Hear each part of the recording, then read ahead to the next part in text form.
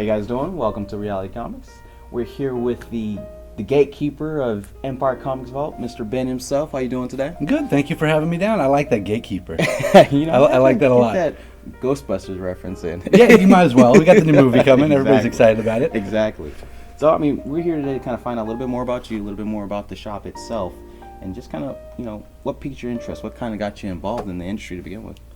Then I guess that goes back quite a ways. It, the industry, we're not going back to my grandparents or anything. No, okay.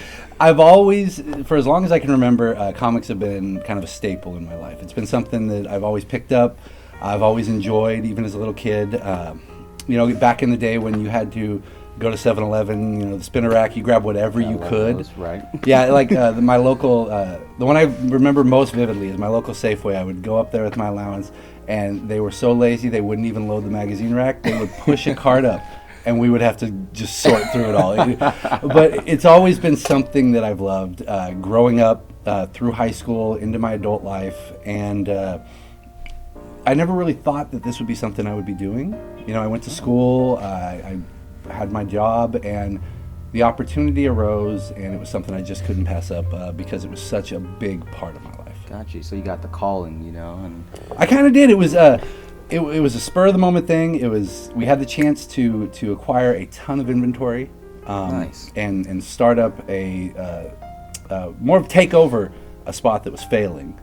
And I would never recommend this to anybody because I did. We literally dropped everything. I quit my job, cashed out all of my savings, all my 401ks, everything. Oh, bought it, invested in it, and we figured if it didn't work, I was still young. I could get back up on my feet, and here we are, 13 years later, still doing good, still growing every year, trying to change a little bit and get a little bigger. You see, that's exciting because I don't think there's too many shops like this, around anymore.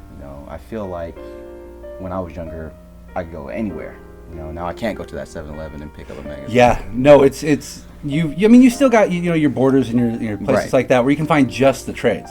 But places like this, if there weren't retail establishments that had the individual monthly comics, you wouldn't be able to get those trades because a trade couldn't sustain an industry. There's no way you can pay somebody for 6 issues not knowing if it's even going to sell. Exactly. And keep it going. So it is brick and mortar places like this that, quite honestly, we're the ones that have fueled the movies, the TV shows, the video games, the trade market, and more importantly, a place like this for a comic fan is essential because, if you're into sports, you can go to work and bring it up and talk to somebody, and you can talk all day long.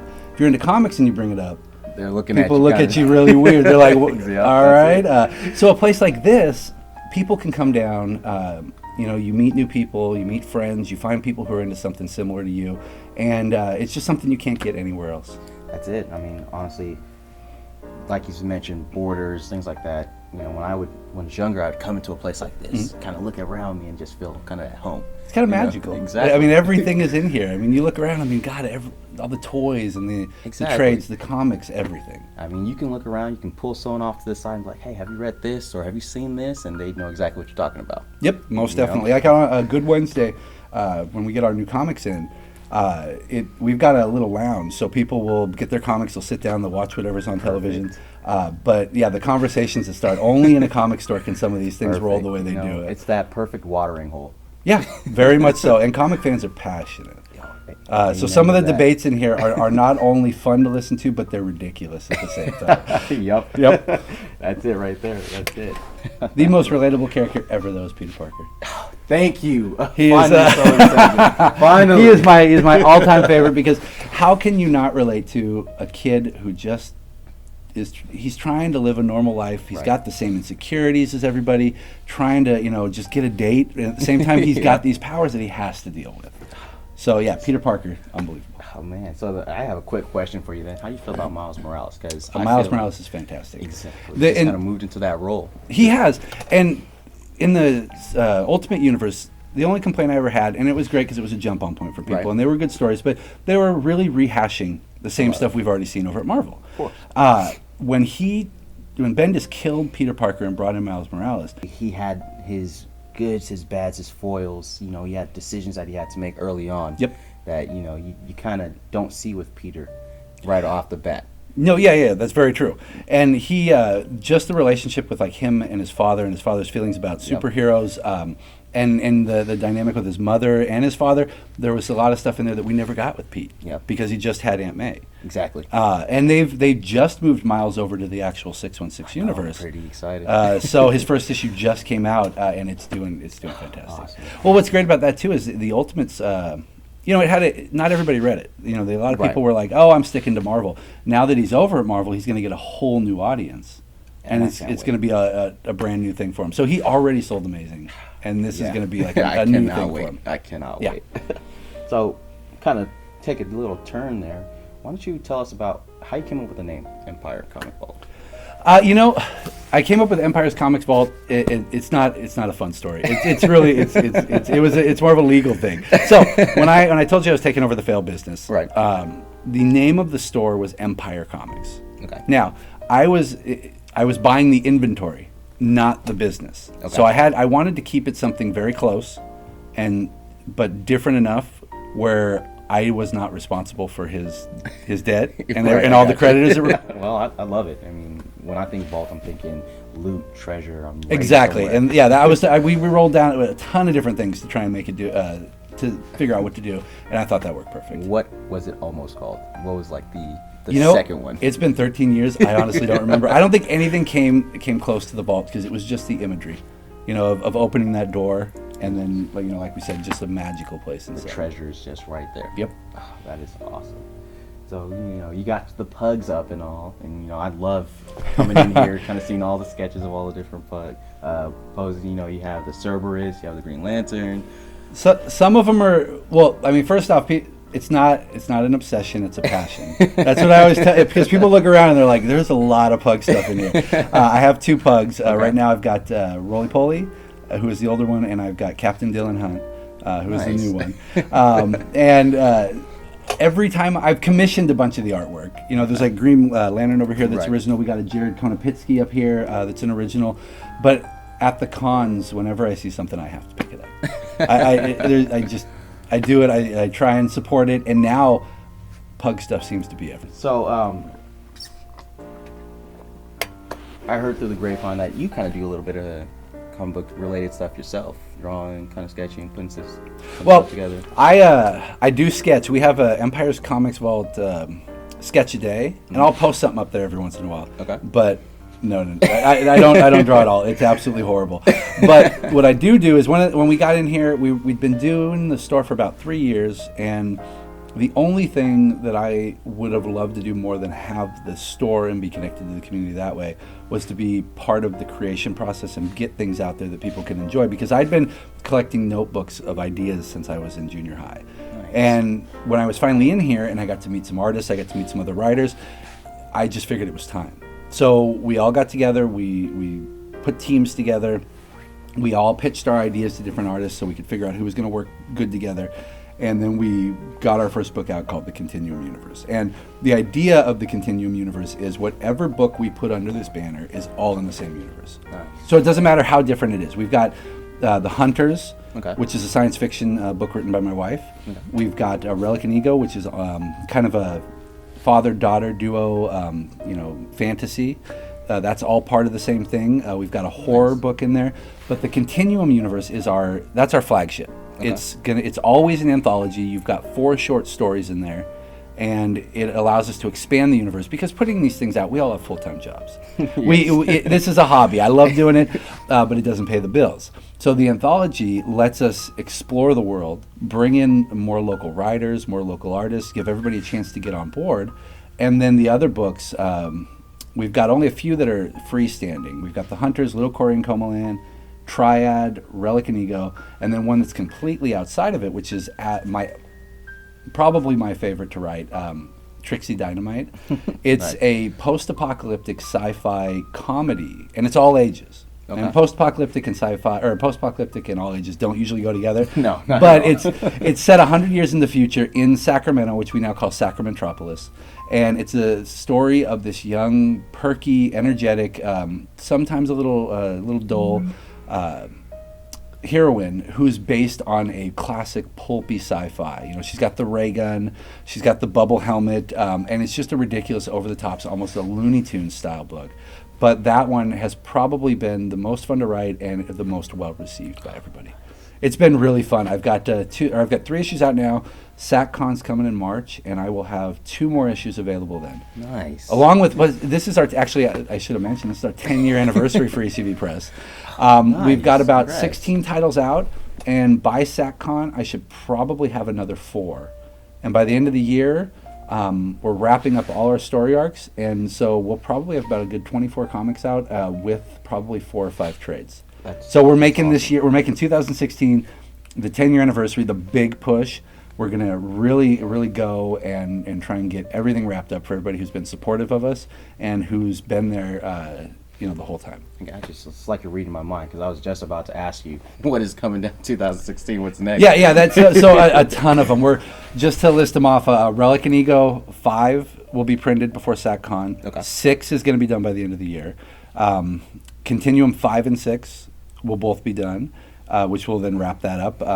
Hunters 3 will be done. Little Corey and Comaland 3 will be done, and Trixie Dynamite, I think I already said that, but 4 and 5 and a trade. So, plus I work on, God, I guess that we do a lot in here. I only write, so I write, I edit. My wife, though, is the one who does most of the editing. She's the editor-in-chief, and she really puts her all into it. But I also write Union Street Choir, which is a book I do with a local gentleman, probably...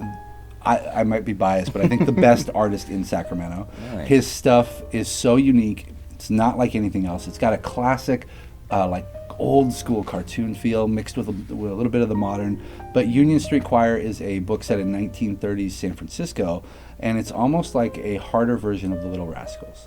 But that one has done really good too. We're working on issue 3 of that. Nice. We've already got 4 and 5 written, so now it's just a matter of getting those things out. A lot on the plate. It's a lot of long nights, and plus I always dedicate the morning of my day off. Mm-hmm. I go down. I get out of the house, which is the most important, because I bought a PS4 a few months ago, and it has just consumed my life. Yes, most definitely. So I get out. I go down to the coffee shop for at least 3 or 4 hours, and I hammer out stuff just for ECV Press, just to get myself away. Because if I'm at home. Not only will I do that, but I've got stuff to work on for here, like back issues and things, and I find myself falling into the same routine. I gotcha. So then that's one of the things that I think a lot of people who are creatives have a hard time with, because you want to get these things done, but finding the time. Right, creating that separation to get it done. Yes, most definitely, because it's easy to fall into the same routine. You know, you go home, Netflix. Right. You know, it turn on the PS4. Yeah, Netflix is ridiculous, man. Oh, that drug. Whew. And I wish they would stop recommending things to me. I really exactly. do. They need a Netflix patch, like, hey, yeah. I need help. Yes, or a lock. Like, I can only watch Netflix for 6 hours a week, and that's it. And the rest, it's cut off. Like, get out of here. Yes, that would be amazing. So yeah, we got a good year. I mean, this is going to be not only the biggest push we've done for ECV Press since the beginning. We're going to start hitting up all the cons again, putting on stuff here. But we're also, the store itself has so much more going on. It'll be a bigger Free Comic Book Day. We give out 20,000 comic books to people. We've got Creative Women Con. This will be our 4th annual. And that's a day dedicated just to women in the industry, whether it be comics, paintings, crafting, whatever. We had... Barbara Kiesel down last year, old school DC, and CrossGen, most known for. We had Margaret Scott. She works over at IDW on Transformers and her own book, Toil and Trouble. We had Nicole, who was a winner on Face Off. So it's a real broad range of things. 4th annual will be in October. We've got our art room back here. Every month is dedicated to a new local. They put up all their artwork. Everything is for sale, so people can, they can kind of get in. If you're looking for something to put on your wall, why not make it something that's local? Because that's one of the things we are really, really strong about. There is a community here, and even outside of comic books, I'm really passionate about it. There's a community here in Sacramento, whether it be artists, comic book stores, or even a coffee shop, that you should support because it's local. I mean, no disrespect. I know everybody needs jobs. People work at Starbucks, but there's something special about keeping the money and keeping the interest here in Exactly. Sacramento. And I mean, if you find me at a chain, it's because my in-laws dragged me there. I'm very passionate about it, and I know a lot of it comes from me being able to see from the store how Right. important it is to have the kind of support we do from people. So I like to take my time and my money and make sure I do the same for everyone around And Sacramento. see, that's perfect because that's what it's all about. You get in, you get out what you put in.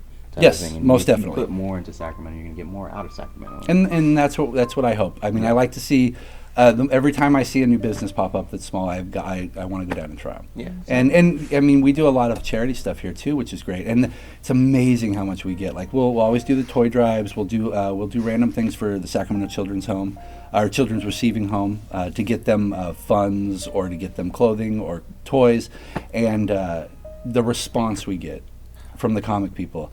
Is just great. And even people in general, people who will be walking by here who don't read comics will see stuff because we always leave it by the window. Right. They'll come back and drop stuff off. Nice. So yeah, it's That's really amazing. that's the kind of stuff that really gives you faith in humanity. Exactly. Pay it forward. Yep, most definitely. I love hearing about businesses and companies that are willing to give to the community because in my personal opinion, I don't feel like there's enough of that going on.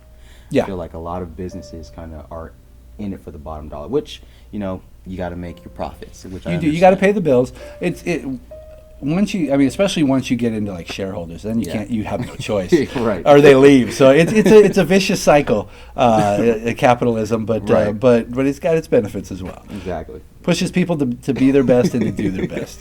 And giving back to the community is such an important thing. And like I said, I feel like it's not done enough, but it's always amazing to see an establishment like this do that. And and then in turn, you pay it forward, someone else is going to pay it forward, and so on and so on and so on. And that's definitely the hope.